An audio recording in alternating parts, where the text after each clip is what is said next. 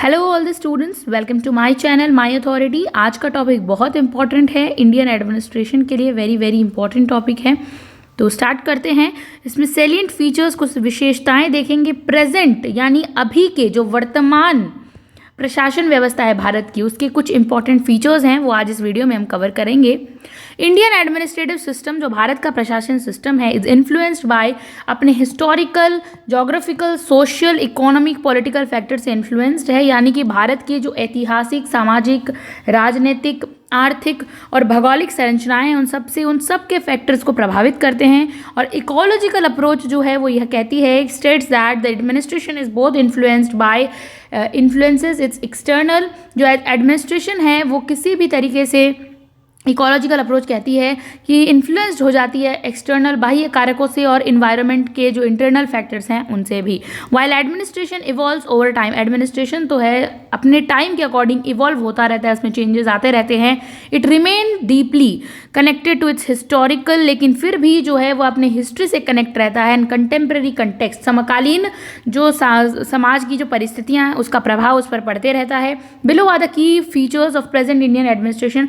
नीचे हम देखते हैं कि आज अभी इम्पॉर्टेंट फीचर्स देखेंगे कि अभी वर्तमान जो प्रशासन है भारत में, उसके फीचर्स क्या क्या हैं। तो सबसे पहले ब्रिटिश, लास्ट वीडियो में हमने इस पर एक पूरा डिटेल्ड वीडियो बनाया है ब्रिटिश लेगेसी का, इसको हम नॉर्मली शॉर्ट में करेंगे। इसमें जो हमारे ऊपर जो सबसे ज़्यादा प्रभाव देखने को मिलता है, इनहेरेंट है, inherited administrative framework from the British 1947 से पहले जो हमारे ऊपर अंग्रेज़ों का शासन था, उसमें उस समय जो प्रशासन था उसका प्रभाव देखने को मिलता है। क्योंकि ऊपर हमने पढ़ा कि ऐतिहासिक, हम कभी भी अपने इतिहास को जो है, हम कहीं भी आगे चले जाएं, हम अपने इतिहास को भूल नहीं सकते, उसके कुछ अंश हमारे अंदर ज़रूर आते हैं।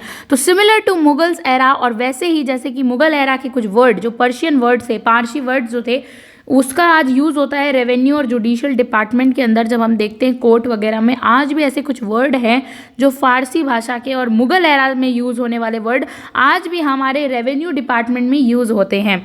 ब्रिटिश एरा लॉ, उसी तरह जो ब्रिटिश एरा के कानून थे, रूल्स थे, प्रोसीजर थी, प्रक्रियाएँ थे, जितने भी नियम थे, और and tradition continue to shape Indian public administration. और आज वही ब्रिटिश कंटिन्यू कर रहा है, शेप कर रहा है इंडियन एडमिनिस्ट्रेशन को बहुत ही यूनिक वे में।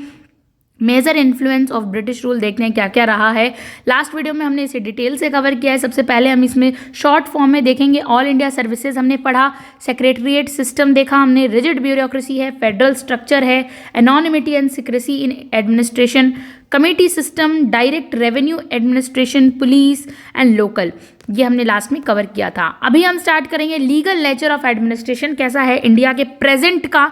तो इंडियन पब्लिक एडमिनिस्ट्रेशन, जो लोक प्रशासन है भारत का, ऑपरेट होता है अंडर कॉन्स्टिट्यूशन प्रोविजंस। आज हर चीज़ संवैधानिक हो चुकी है, हर चीज़ संवैधानिक है। नॉट, यहाँ पे नॉट को मेंशन किया गया, नॉट मोनार्की और डिक्टेटरशिप। आज तानाशाही नहीं है, राजशाही नहीं है, एक व्यक्ति का शासन नहीं है, एक व्यक्ति तानाशाह नहीं है। आज किसकी स्वायत्ता है? आज सिर्फ और सिर्फ कॉन्स्टिट्यूशन का प्रोविजन है। कॉन्स्टिट्यूशन के अकॉर्डिंग हमारा प्रशासन काम कर रहा है।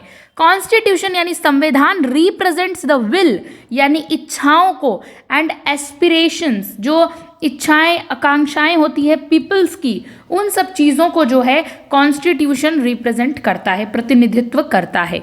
Principle of rule of law, what is rule of law? इसमें कहा गया है कि रूल ऑफ लॉ का मतलब होता है कि कानून से ऊपर कुछ भी नहीं है। Ensure that no one is above the law. Former PM Indira Gandhi, जो पूर्व प्रधानमंत्री इंदिरा गांधी जी हैं, वो कहती हैं कि law is the king of kings, यानी जो कानून है वो राजाओं का राजा है। Administrative actions are guided by laws promoting welfare, इसीलिए जितने भी प्रशासनिक कार्य होते हैं वो गाइड होते हैं बाय लॉज। उन्हें गाइड कौन करता है? कानून उन्हें गाइड करता है, ताकि प्रमोट हो सके वेलफेयर, कल्याण को प्रमोट किया जा सके, डेवलपमेंट, विकास प्रमोट हो सके, सिक्योरिटी, इक्वलिटी एंड जस्टिस, ये सब चीज़ें क्या हो सके? प्रमोट हो सके। India is a welfare state, जो इंडिया है वो तो एक कल्याणकारी राज्य है। वेयर द एडमिनिस्ट्रेशन, जहाँ का प्रशासन carries out all state functions, वहाँ का प्रशासन जो है राज्य के सभी कामों को देखता है। फेडरल एडमिनिस्ट्रेटिव स्ट्रक्चर देखते हैं, इंडिया का कैसा स्ट्रक्चर है। फेडरल एडमिनिस्ट्रेटिव स्ट्रक्चर की बात करते हैं। India is a union of state. India जो है यूनियन ऑफ स्टेट है। हम आर्टिकल 1 देखते हैं तब हमें पता चलता है कि India is a union of state as per the constitution. 3 tier division देखने को मिलता है।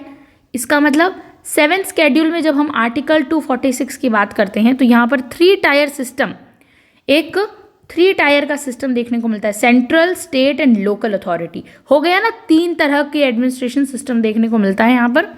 यूनियन लिस्ट क्या है, जिसके अंदर इंपॉर्टेंट रेलवेज के मुद्दे रहते हैं, post, telegraph, foreign policy, national security को जो बहुत ही ज़्यादा सेंसिटिव टॉपिक्स होते हैं वो सब यूनियन लिस्ट के अंदर आते हैं। What is state list?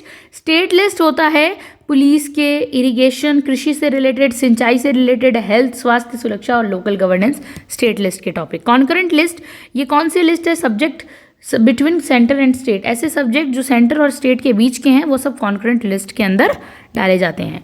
Now distinct state level administration with independent public service and institution.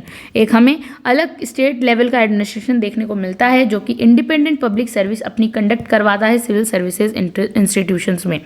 Each states administration operates under its legislatures, अपनी स्टेट की लेजिस्लेचर्स और स्पेसिफिक स्टेट की लॉज के अंडर काम करता है। हर स्टेट का प्रशासन अपने प्रशासन के अंडर काम करता है।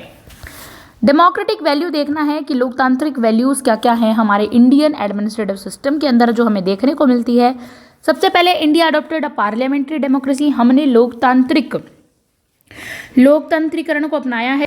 इंडिपेंडेंस के बाद हम किस पर जोर देते हैं? हम लोकतंत्र पर जोर देते हैं और हमने पार्लियामेंट्री संसदीय प्रणाली को अपनाया है। People elect representative who legislative laws in parliament, lead public administration as minister, democratic decentralisation. इसका मतलब है कि जो हम पीपल हैं वो इलेक्ट करते हैं अपने रिप्रेजेंटेटिव को, लेजिस्लेट लॉज इन पार्लियामेंट, फिर वो हमारे लिए संसद के अंदर लॉज बनाते हैं, लीड करते हैं, नेतृत्व करते हैं पब्लिक एडमिनिस्ट्रेशन का एज अ मिनिस्टर बनकर लोक प्रशासन को चलाते हैं। डेमोक्रेटिक डिसेंट्रलाइजेशन लेड टू, जो हमारी लोकतांत्रिक विकेंद्रीकरण है वो किस चीज़ को प्रभावित करती है, लीड करती है? Urban municipal corporations and municipalities इसके एग्जाम्पल है, रूरल पंचायती समितिज़, PRIs इसके एग्जाम्पल है। नाउ एडमिनिस्ट्रेशन प्रमोट, जो हमारा प्रशासन है वो किसको प्रमोट करता है? एंड सेफ गार्ड करता है। मतलब हमारे प्रशासन की जिम्मेदारी है कि हमारी लोकतंत्र की जो वैल्यूज़ है ना उनको सुरक्षा दे और जो गवर्नमेंट पॉलिसीज़ बना रही है उनके अकॉर्डिंग वैल्यूज़ को प्रोटेक्ट करे, सेफ गार्ड करे, रक्षा करे। वेलफेयर ओरिएंटेड एडमिनिस्ट्रेशन है आज हमारा।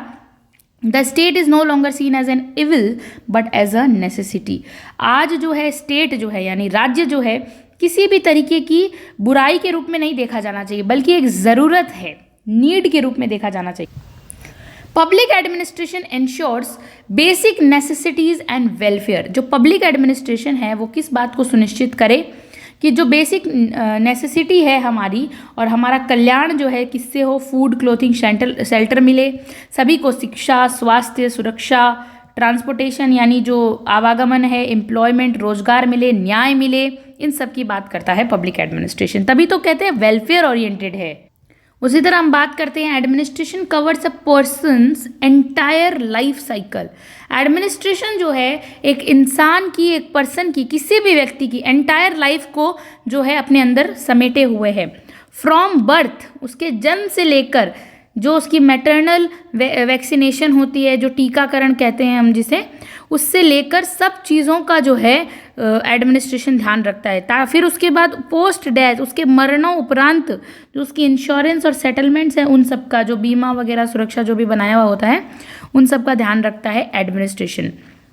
रिजर्वेशन फॉर वीकर सेक्शंस, अब जो सेक्शन वीकर है समाज में, जो पिछड़ा हुआ क्षेत्र है, उसके लिए आरक्षण प्रदान करना टू अचीव कॉन्स्टिट्यूशनल गोल्स, संवैधानिक जितने भी गोल्स हैं उनको अचीव किया जा सके एंड सोशल जस्टिस को हासिल किया जा सके।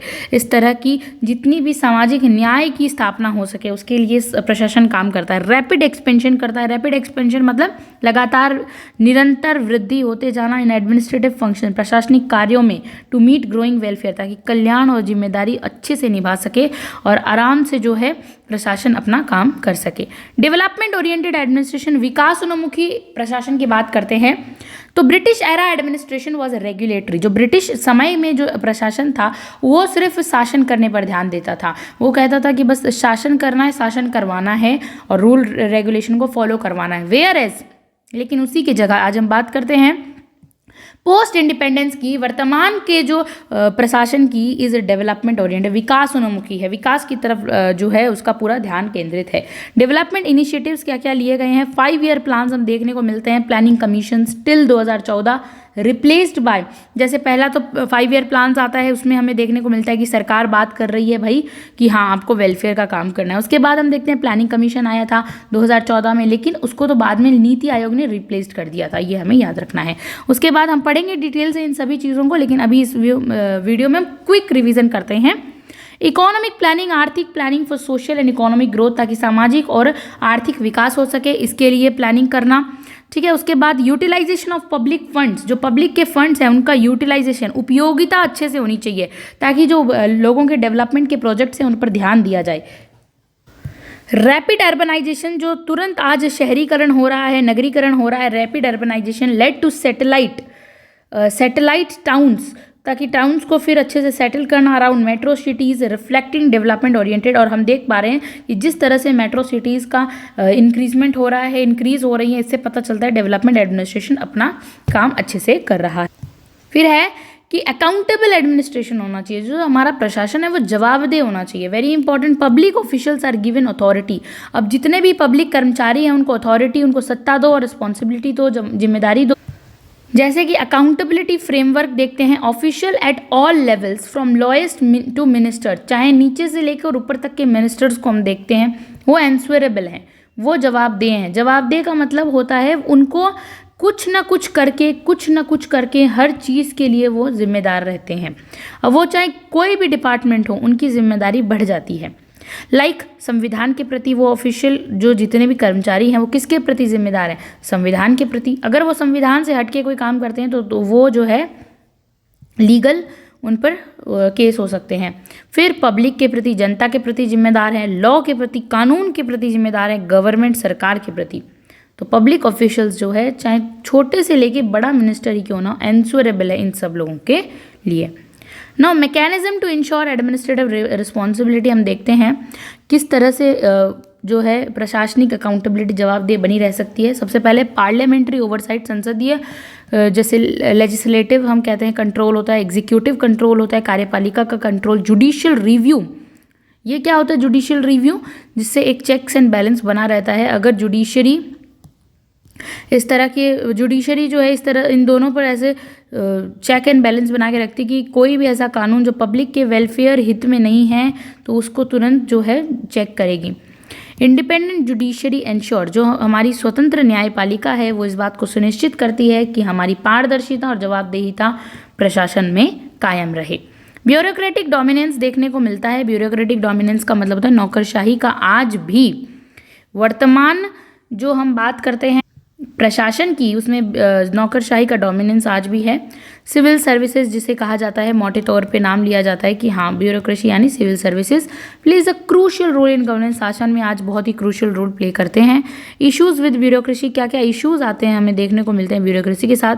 लाल फीताशाही, डिलेज इन डिसीजन मेकिंग, हम पढ़ेंगे बाद में इसे। लाल फीताशाही, रेड टेपिज्म, मतलब नौकरशाही जो है हर चीज़ को एक एग्जाम्पल के समझते हैं। लाइक ए है, अब ये फाइल वर्क इतना इतना इतना पैरेलली जाएगा, इतना डिले बढ़ता है तब जाके डी तक पहुंचता है। इसीलिए बहुत ये सब जो काम है बहुत ही ज़्यादा डिले वाला काम होता है।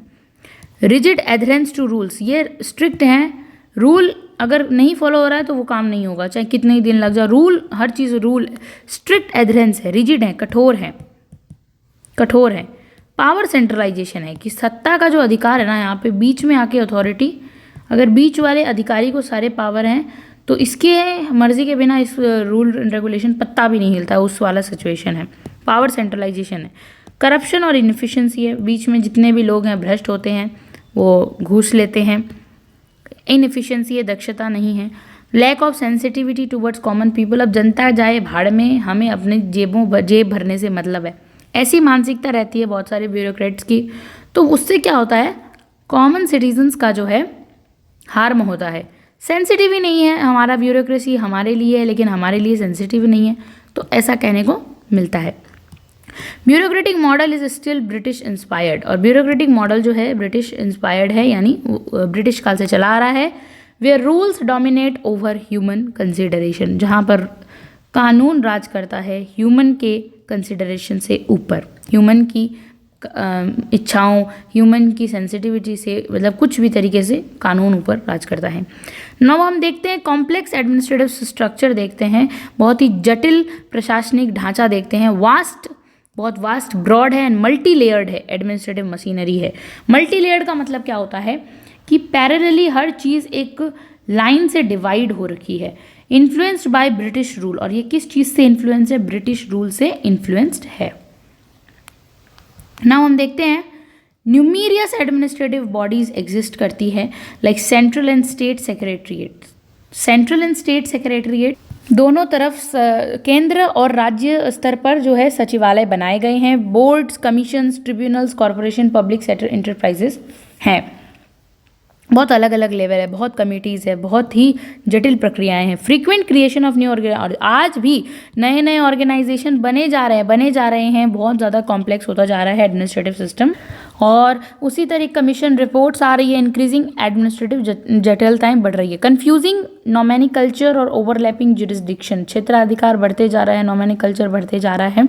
इससे क्या होता है कि कन्फ्यूज़न बहुत बढ़ रहा है। डिफरेंट टर्मिनोलॉजीज आ गई हैं, जस्ट लाइक डेप्यूटी वर्सेस सब circle versus range in different department. अलग अलग उनका नाम ही बदल दिया गया है डिपार्टमेंट्स का, और उनके नाम अलग अलग रख दिए गए हैं। तो इससे क्या है, कन्फ्यूज़न बढ़ता है, ओवरलैप हो चुके हैं एक दूसरे पर, ठीक है।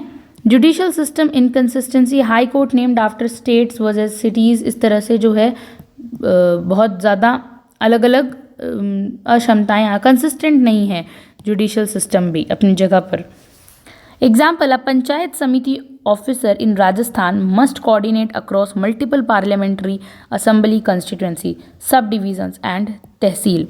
तो जो एक पंचायत समिति का ऑफिसर है जो कि राजस्थान में मस्ट कोऑर्डिनेट करता है, मतलब कोऑर्डिनेट यानी समन्वय कर सकता है अक्रॉस मल्टीपल पार्लियामेंट्री, अलग अलग पार्लियामेंट के साथ, असेंबलीज़ के साथ और कॉन्स्टिट्यूएंसीज के साथ, सब डिविजन्स में एंड तहसील में। तो इससे क्या होता है कि बहुत ज़्यादा यहाँ पर कन्फ्यूज़न बढ़ता है। एडमिनिस्ट्रेटिव चैलेंजेस हम देखते हैं। No administrative system is perfect, कोई भी प्रशासन तो परफेक्ट नहीं है, उसमें कुछ ना कुछ खामियाँ रहती है, कमियाँ रहती है। But Indian public administration faces the serve and unique challenges, लेकिन इंडियन एडमिनिस्ट्रेशन को अलग ही तरीके की सेवाएं और यूनिक टाइप के चेंजेस को जो है चैलेंजेस को फेस करना पड़ा, like generalist versus specialist officer. इसका मतलब होता है सामान्यज्ञ और विशेषज्ञों के बीच में यहाँ पे कॉन्फ्लिक्ट हमेशा बना रहा है। IAS versus domain experts like engineers and doctors, तो कौन राज करेगा उन पर? आईएएस राज करेगा। तो यहाँ पर हमारे देखते हैं हम इंडियन कल्चर में जनरलिस्ट लोगों की, सामान्यज्ञ लोगों की बहुत ज़्यादा पहुंच और कह सकते हैं ना डोमिनेशन बनी हुई है। Minister versus civil servant, secretary conflicts देखने को मिलते हैं। मिनिस्टर्स और सिविल सर्वेंट्स के बीच में भी बहुत सारे कॉन्फ्लिक्ट्स होते हैं। क्लास स्ट्रगल्स देखने को मिलता है, वर्ग जो कहते हैं स्ट्रगल्स हैं, स्ट्राइक्स होती रहती हैं, लीगल डिस्प्यूट्स भी हो जाते हैं, ब्यूरोक्रेटिक इनएफिशिएंसी, ये सब कमियां हैं। ह्यूज वर्क फोर्स है और बजट कंसंट्रेट्स रहता है। Nearly half of the annual budget is spend on government employees salaries, तो बजट जो है वो सारा का सारा यहीं पर कंसंट्रेट है, खर्च होने का रहता है। वर्क फोर्स बहुत ज़्यादा है, इसलिए डिस्पाइट हेवी एक्सपेंडिचर, इतना व्यय नहीं करना पड़े, एफिशिएंसी लेवल्स रिमेन सब ऑप्टिमल रहता है। मतलब इतना व्यय करना पड़ता है हमें इन लोगों पर, हम किसी भी तरीके से हमारा जो सैलरीज पे चला जाता है। इससे क्या होता है कि एक्सपेंडिचर हेवी होने के कारण जो इफ़िशिएंसी लेवल्स है रिमेन, इतना पैसा लगाने के बावजूद भी जो है ना ऑप्टिमल नहीं है, सब ऑप्टिमल है, मतलब फ़ायदा इतना नहीं मिल रहा है। Ethical moral issues in governance में lack of dedication towards nation interest, कि लोग एक बार कुर्सी मिल जाती है तो उसके बाद भूल जाते हैं कि नेशन इंटरेस्ट की शपथ ली थी उन्होंने। Official prioritise personal interest over public service, official जितने भी कर्मचारी हैं वो ज़्यादातर क्या करते हैं, पब्लिक सर्विस में इंटरेस्ट लेने की जगह अपना पर्सनल इंटरेस्ट को पूरा करते हैं। इस तरीके से ब्यूरोक्रेटिक सिस्टम में बहुत ज़्यादा कॉम्प्लेक्सिटी आ जाती है। तो ये हमने पढ़ा अभी वर्तमान का प्रशासनिक सिस्टम के कुछ salient features. Thank you so much for watching this video.